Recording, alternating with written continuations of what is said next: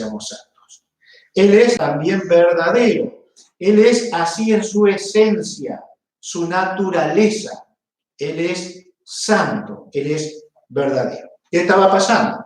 Los falsos, los mentirosos, vamos a ver un poquito de ellos, eran los judíos que estaban golpeando a esta iglesia, pero el verdadero les anima a que ellos mantengan el mensaje. También se presenta en este versículo 1 como el que tiene la llave de David, el que abre y ninguno cierra, ¿no? Dice en el versículo 7, 7 al final. La llave de David, el que abre y ninguno cierra. Tendríamos que ir a la profecía para entender un poquito el significado de estas palabras. Les voy a citar Isaías 22, versículo 22. Isaías 22, 22. Y hacer un poquito de historia acerca de estas palabras y de este pasaje. Dice así en Isaías 22, 22, y pondré la llave de la casa de David sobre su hombro, y abrirá y nadie cerrará, y cerrará y nadie abrirá. Esto es una referencia muy simple a Sebna, que era un mayordomo de Ezequías en aquel tiempo.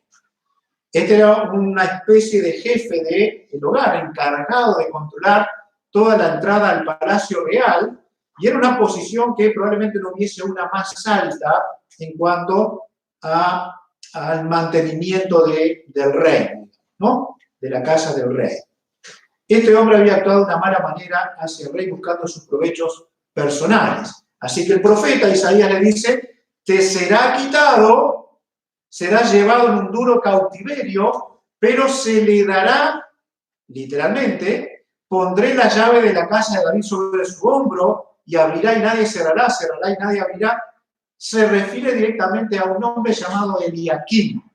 Está un poquito en el contexto en los versículos 20 y 21. Pero cuando venimos a Apocalipsis, el Señor Jesucristo, Juan, el Señor Jesucristo le da a Juan, y cita estas mismas palabras. Pero, ¿para quién van dirigidas? Para el Señor Jesucristo. Lo que esto nos indica es que es una profecía acerca de Jesús, revelada aquí en el Apocalipsis, de aquel que tiene las llaves, no para una casa real, para administrarla, sino que él mismo es el rey administrador de su propia casa. Él tiene el poder de abrir y nadie cierra. Y en este caso, lo menciona literalmente como está en Isaías. El Señor Jesucristo diría, yo soy el Eliakim del Antiguo Testamento, de la profecía. Escribieron acerca de mí mismo. El Señor Jesucristo no estaba ni buscó su propia gloria. En Juan 17:4 nos dice esto, pero dice también que el Padre le entregó toda autoridad y confianza en su reino. Por lo tanto, ahora es el Señor Jesucristo que tiene la llave de David, y Él mismo es el que abre y ninguno cierra y cierra, y ninguno va a abrir. Autoridad. Nadie puede interferir en su autoridad y en lo que Él decide. Solo Jesús determina quién puede entrar en su casa. Él tiene la llave del reino. Entonces, el Señor Jesucristo va a usar esta llave para cerrar una puerta, que es la puerta de la persecución contra la iglesia, y que abre nuevas oportunidades. Y no es una contradicción, ya que Él lo puede hacer. Dice la palabra de Dios que el reino de los cielos está entre vosotros. Por lo tanto, para Filadelfia era así, para nosotros es así. Es una realidad. El reino de los cielos está y Cristo es el administrador. Esta iglesia tenía algunos problemas, no eran problemas de pecado, ya que el versículo 8 dice la palabra, yo conozco tus obras. He aquí, he puesto delante de ti una puerta abierta, la cual nadie puede cerrar, porque aunque tienes poca fuerza, has guardado mi palabra y no has negado mi nombre. Esto es muy significativo para esta iglesia. Los poderosos del mundo, ellos violentan las puertas, las patean. Los que se creen más que otros imponen su fuerza, su pensamiento y convicciones, derribando puertas establecidas. Pero Jesús tiene la llave. Él cierra y Él abre. Y en este caso para ellos dice, he abierto una puerta para ustedes. Vamos a ver de qué se trata. Esta iglesia de pocas fuerzas, que dice aquí, porque tienes pocas fuerzas, tenía una gran oposición de los judíos mentirosos que atacaban a los creyentes. ¿De qué forma los atacarían? Probablemente fuera doctrinalmente. Aunque todos sabemos, lo hemos visto en otras de las iglesias, que los judíos tenían una influencia tan grande en la sociedad entonces, que ellos podían hacer que los gobiernos se pusieran en contra de la iglesia. En algunos casos llegaron a hacerlo. La persecución podría consistir en eso, además de la impureza doctrinal que ellos atacaban con impureza doctrinal a la verdad de Dios. Entonces, esta iglesia era de poca fuerza. Sin embargo, había una promesa. Tienes una puerta abierta. Nadie puede cerrar esta puerta. Iglesia pobre, ¿por qué razón? Probablemente porque esa zona, que fue muchas veces, lastimada, que fue destruida por los terremotos, que tuvo que volver a reconstruirse, seguramente no eran las personas más pudientes las que vivían en ese lugar. ¿Qué pasa si nos dijeran en nuestra zona, nos dijeran, mira que hubo terremotos en el pasado y va a haber terremotos en el futuro? Bueno, seguramente averiguaríamos dónde habría un lugar más seguro donde ir a vivir. Así que esta gente probablemente no solamente tenía una pobreza económica, en realidad era el lugar que tal vez podrían vivir. Era el lugar que podían vivir. No había otra opción. Sin embargo, esa pobreza, esa humildad material, no impidió nunca que ellos fueran fieles y ricos en sus almas. Le dice aquí el Señor Jesucristo que ellos habían guardado su palabra. Al final del versículo 8. Has guardado mi palabra. Esto es muy importante. Tenemos que repetir algo. En estos meses que vamos viviendo, la iglesia no ha sido cerrada. Ha sido cerrado un edificio, nada más que eso. La iglesia son los creyentes. Los creyentes siguen su vida espiritual. Igual diríamos que no. Mejor que antes, cuando aún nos congregábamos. Y esperamos que al abrir este edificio, no la iglesia, este edificio, recibamos creyentes mejores. ¿Por qué? Porque la idea bíblica es, guarda mi palabra. Eso es una buena vida espiritual. Esos son buenos creyentes. Esos son ricos en el alma. Los que pueden pasar por una pandemia y utilizarla para ser mejores. Por lo tanto, los creyentes que han guardado la verdad han testificado dónde van. ¿A dónde van? Hablan de Cristo. Han honrado con su vida al Señor. Han sido diferentes. Mantienen su diferencia con el mundo. No se han involucrado en pecado. No han tomado vicios a escondidas. No han sido inmorales por el solo hecho de no poder congregarnos. Podríamos decir, somos una iglesia pobre. Pero podemos decir, somos una iglesia rica en el alma. Esto depende de cada uno. De cada uno que conforma la iglesia local. Si somos ricos o miserables en el alma. Estos creyentes no han mezclado doctrina. Y en este tiempo que nosotros tenemos oportunidades, muchas, de ver a otros predicadores, no hay que corromperse con la falsedad. Saben elegir qué es lo que van a escuchar. Han tenido y buscan oportunidades de testimonio. Y este tiempo es muy importante. Hay esposos, esposas, hijos, padres que pueden estar escuchando la verdad que surge de los cristianos que la conservan, como la iglesia de Filadelfia. También les dice, no has negado mi nombre, no has negado mi nombre. Y deberíamos preguntarnos, ¿siempre estoy diciendo que soy cristiano? ¿Busco la oportunidad para decir que soy un hijo de Dios? ¿Me comporto como un pequeño Cristo? ¿Estoy representando su vida aquí en la tierra? Si me preguntan qué es lo que soy, y va a haber tiempo que lo van a preguntar, ¿estoy exaltando con mi vida al Señor? ¿O estaría diciendo quien me pregunta, pero vos sos cristiano? ¿Realmente es así? Por la conducta que estemos llevando.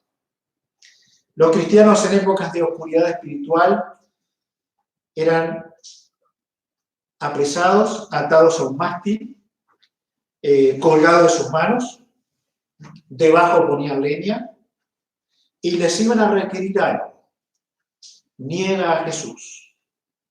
Niega a Jesús.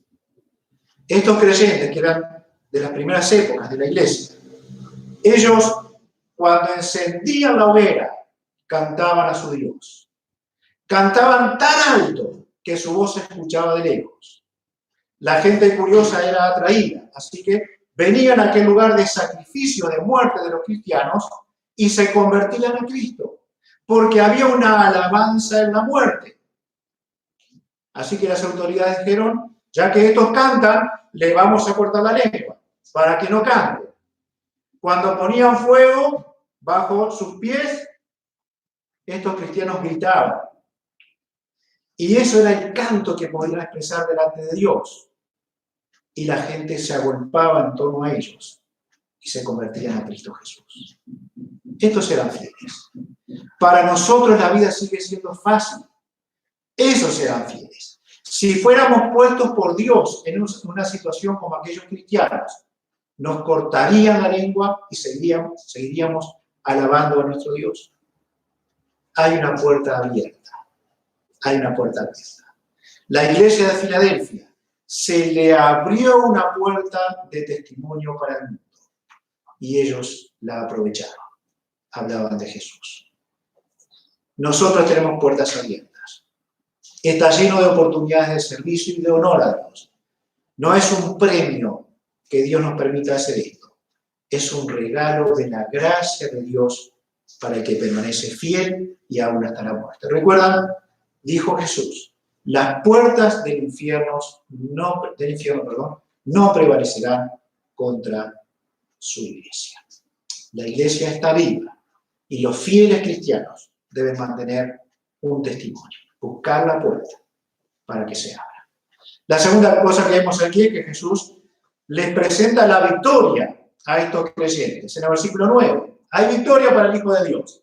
9, he aquí yo entrego de la sinagoga de Satanás a los que se dicen ser judíos y no lo son, sino que mienten. He aquí, yo haré que vengan y se postren a tus pies y reconozcan que yo te he amado. Estos eran los judíos que ya estaban en el contexto de otras de las iglesias, dos de ellas. Esta sinagoga de Satanás, falsos judíos porque si no hubieran recibido a Cristo como Salvador, mentirosos contra la verdad que el creyente estaba dando. Los perseguían. Pero ¿cómo terminarían? Al final del versículo 9, yo haré que vengan y se postren a tus pies. Saben que esta historia no es nueva. No es nueva. Los hermanos de José tuvieron que postrarse ante él. ¿Se acuerdan? Antiguo Testamento. Esaú debió honrar a Jacob. La familia de Saúl termina siendo cuidada por David. Amán, un hombre muy impío, quería matar a Mardoqueo.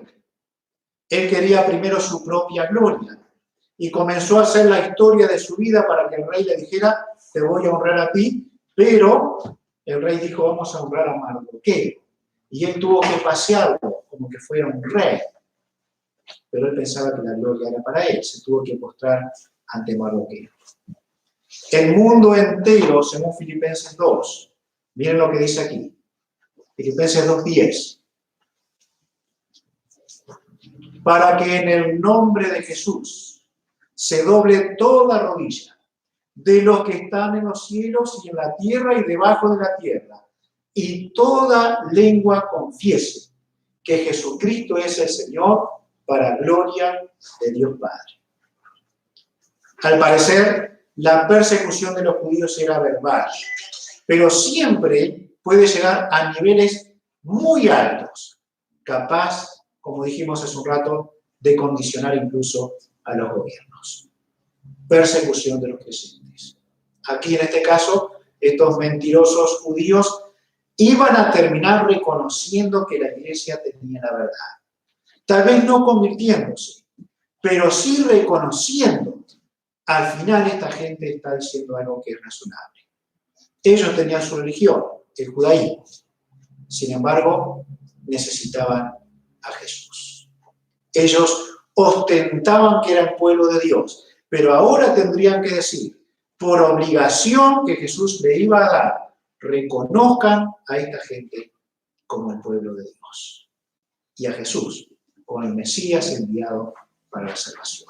Ellos vendrán a vuestros pies. Y esta experiencia también, en muchos casos los cristianos la viven. No es que alguien venga y se postre a los pies del cristiano, pero sí ocurre que se gana el respeto y terminan reconociendo la vida de un buen creyente, de un hombre fiel. Y Filadelfia era así. La tercera cosa es que Jesús le presenta su protección.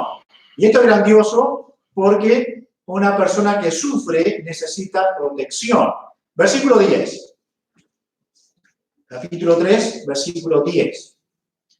Por cuanto has guardado la palabra de mi paciencia, yo también te guardaré de la hora de la prueba que ha de venir sobre el mundo entero para probar a los que moran sobre la tierra.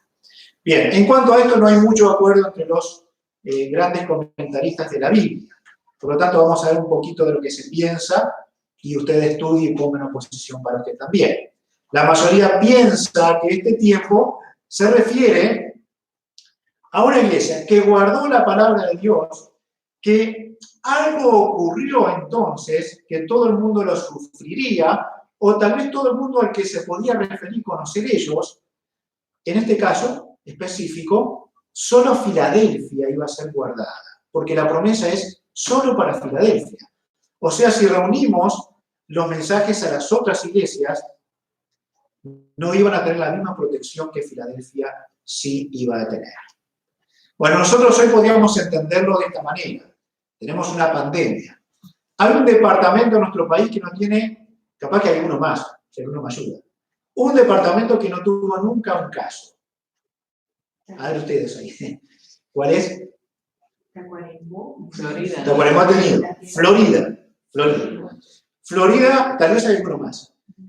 No tuvo, espero que no sea hoy, pero no ha tenido hasta el momento ningún caso, ¿no? Bueno, si fuera el caso que se le dijera a esto mismo de Filadelfia, bien, fueron protegidos, ¿no? Eso es un ejemplo, nada más que un ejemplo.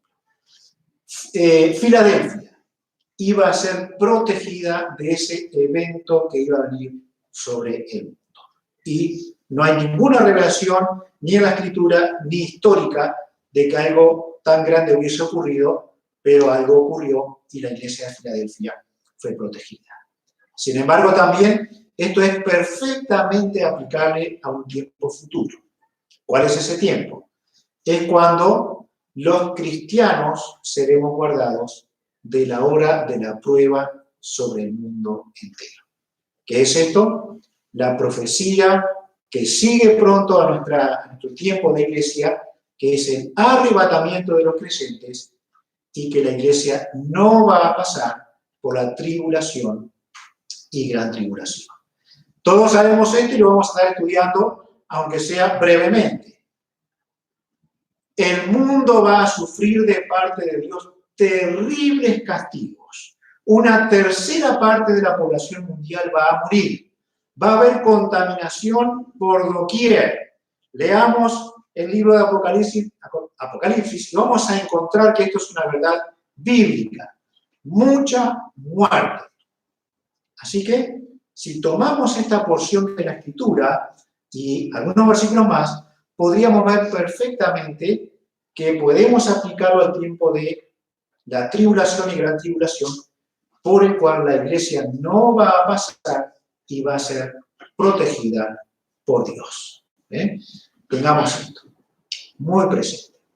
Y algunas de las preocupaciones que tenemos nosotros ahora, hermanos, de los nervios que nos ponen algunas cosas ahora, tengamos en cuenta, todo lo que venga después no tiene nada que ver con lo que vivimos hoy. Hay cosas que el cristiano puede decir para que se viene, sí, pero no la vamos a vivir. No la vamos a vivir, porque Cristo viene antes que eso ocurra. Jesús le presenta recompensas a esta iglesia. Versículos 11 y 12 dice: he aquí yo vengo pronto, retén lo que tienes para que ninguno tome tu corona. Al que venciere, yo le haré columna en el templo de mi Dios, y nunca más saldrá de allí. Y escribiré sobre él el nombre de mi Dios y el nombre de la ciudad de mi Dios, la nueva Jerusalén, la cual desciende del cielo de mi Dios, y mi nombre nuevo. ¿Creemos que Jesús viene pronto? Pareciera que todo da que sí. Entonces hay una referencia a este momento. Él vendrá pronto a buscar a los suyos, a los salvos. Él pronto regresará y va a proteger a su pueblo de las cosas que vienen sobre este mundo. Pero hay premios. Habla de una corona en estos versículos que hemos leído. Versículo 11. Retén lo que tienes para que ninguno tome tu corona. La lucha de los fieles tiene fin en la venida de Cristo o en la muerte. Pero la fidelidad tiene recompensa. ¿Cuál es el problema que podemos encontrar aquí? Es que una persona puede tener cierto tiempo de honor para tener esa recompensa, esa corona, pero su vida que va flaqueando le puede hacer indigno, de tal manera que cuídalo porque se te puede quitar a ti para darle a otro. Fidelidad hasta el fin. Fidelidad hasta el fin. Hay algún reconocimiento en la eternidad. Esto es a los que venzan, ¿sí? El versículo 2, el que venciere será columna en el templo de Dios. Era algo usual en aquel tiempo, donde las celebridades tenían su nombre escrito en los edificios más importantes. Hoy las estrellas de nuestro tiempo en Hollywood, ellos tienen su marca, su estrella, su nombre, así en los patios, en los corredores, y bueno, para siempre, dicen ellos, ¿no? Dios lo va a destruir todo. Sin embargo, para el fiel, para el que vence, ellos tendrán un lugar en esas columnas del templo futuro del Señor. Estos estarán en el templo de mi Dios. Vamos a verlo más adelante, en otra de las enseñanzas que seguimos sobre Apocalipsis, este tema de la nueva Jerusalén que menciona aquí. El versículo 13 dice: el que tiene oído, oiga lo que el Espíritu dice a las iglesias. Recuerda una vez más, a las iglesias le habla el Espíritu. Es el Espíritu. Es el Espíritu de Dios. Ahora, tenemos que asegurarnos lo que creemos, de dónde lo sacamos. Tenemos que tener convicciones bíblicas. Y para eso la Biblia tiene que ser parte de nuestra dieta. Tiene que haber conocimiento. Debemos acudir a ella si pretendemos conocer a Dios y creer bien en nuestro Dios. Esta iglesia, Filadelfia, podría representar la iglesia histórica de los años 1750 a 1850. ¿Por qué? Vimos la anterior, del tiempo de aquellos hombres que comienzan a hacer la reforma, de que comienza a nacer un espíritu donde la iglesia comienza a tener mucho conocimiento, pero la iglesia de 1750 en adelante es una iglesia que comenzó a despertar de una forma tremenda. Era realmente Filadelfia. Era una iglesia que obró mucho. Por ejemplo, grandes predicadores se levantaron. Había en 1750 un puñadito de misioneros en el mundo, comienzan a multiplicarse los misioneros. Se forman misiones apoyadas por las iglesias. En Estados Unidos, un 20% de la sociedad participaba activamente de un testimonio público. No negaba el nombre de Cristo. Sostenían obreros en el mundo. En Inglaterra, algunos de los nombres que ustedes van a conocer, Wesley y Whitefield, hombres que se levantaron para despertar a los cristianos. El pastor laico William Carey, también es conocido este nombre, en 1793, de Inglaterra a India como misionero. Antes de salir forma la misión bautista. 3 años más tarde, la Sociedad Misionera Interiglesias de Londres. Hoy es poco mala palabra esto, interiglesias, pero en aquel tiempo no lo era tanto. 2 años después, este mismo hombre funda la Sociedad Misionera en Holanda y luego en Alemania. Un solo hombre, funda 4 misiones que envían misioneros a muchos lugares del mundo. 1810, en Norteamérica, comisionados de misiones o para las misiones, fundaron y establecieron decenas de sociedades misioneras protestantes. Las sociedades bíblicas comienzan un gran trabajo generoso para distribuir la palabra de Dios. Jorge Müller también es conocido, y otros muchos hombres y mujeres de Dios que hacían, la puerta estaba abierta, la oportunidad estaba abierta. Cristo abrió la puerta y nadie la pudo cerrar. Así que salieron por esa puerta a hablar del Señor Jesucristo. Lo llamativo de todo esto, lo tremendo de todo esto, ¿saben qué es? Es que miles y miles y miles y miles de personas tuvieron que postrarse ante la verdad del Señor Jesucristo. La iglesia vivió de los avivamientos más grandes que jamás se pudieron escuchar, por lo menos del tiempo apostólico. El mundo, o gran parte del mundo, se postró a los pies del Señor Jesucristo. Entonces, Filadelfia del pasado se levantó otra vez. Empezó a retener para no perder lo que tenía. Y realmente cuando observamos nuestra iglesia, vamos a estar mirando la Odisea, si Dios permite, el domingo que viene.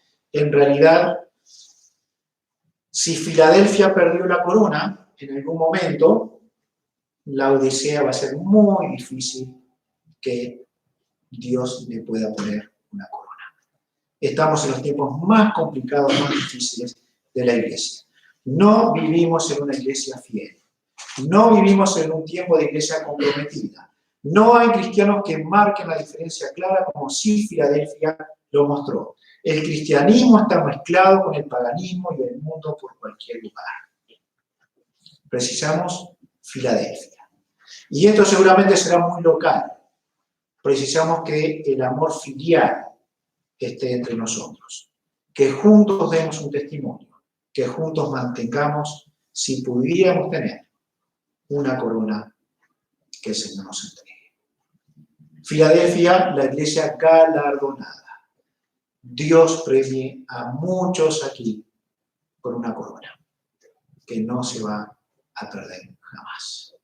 Dios nos dé su gracia, que podamos imitar a esos grandes hombres y mujeres de Dios de Filadelfia. Ellos fueron fieles, ellos mantuvieron lo que debían mantener, y aun cuando el tiempo fue mezclando todo, hay una generación de Filadelfia que se mantuvo firme y fiel delante de Dios. Que Dios nos regale su gracia. Vamos a orar para cerrar este tiempo. Padre, te damos muchas gracias por el testimonio de esta iglesia de Filadelfia y te damos gracias por el testimonio de hermanos y hermanas que no dependen de un lugar, de un local. No dependen. Son fieles, permanecen. Y te adoramos por eso. Te damos gracias. Y oramos que tú mantengas a esos cristianos fieles, que tú los sostengas, que ellos puedan recibir esa corona que Dios promete, porque han retenido la verdad de Dios con total fidelidad. Padre, estamos muy carenciados, puedo reconocerlo en mi vida. Y oro a ti que tú me quebrantes, y tú quebrantes a nuestro pueblo, Tú quebrantes nuestra iglesia, esta iglesia local que te pertenece. Tú quebrantes las iglesias de la misión, las iglesias de sana doctrina en nuestro país. Este país que merece los juicios de Dios. Y no sé por qué razón tú no has querido todavía traernos. Pero aquí estamos, Señor, con puertas abiertas, con oportunidades. Oramos que sepamos aprovecharlas para glorificar tu nombre, para honrar el nombre de Cristo, para retener la verdad. Y si tú lo quieres, seamos guardados de este mal que ha venido al mundo. Tú nos guardes para que seamos mejores hijos de Dios. Que sea tu mano, Señor, la que dirige todo, la que controla, que el Espíritu de Dios hable nuestras almas, para vivir pendientes de cómo podemos honrarte en este tiempo que trae algunas dificultades, que nosotros las hacemos muchas, pero que son algunas dificultades. Nos ponemos en tus manos, que la sangre del Señor Jesucristo nos limpie de toda culpa, de todo pecado, de todo mal, que nos encontremos mejores cristianos cuando podamos abrazarnos otra vez. Oramos en el nombre precioso del Señor Jesús. Amén.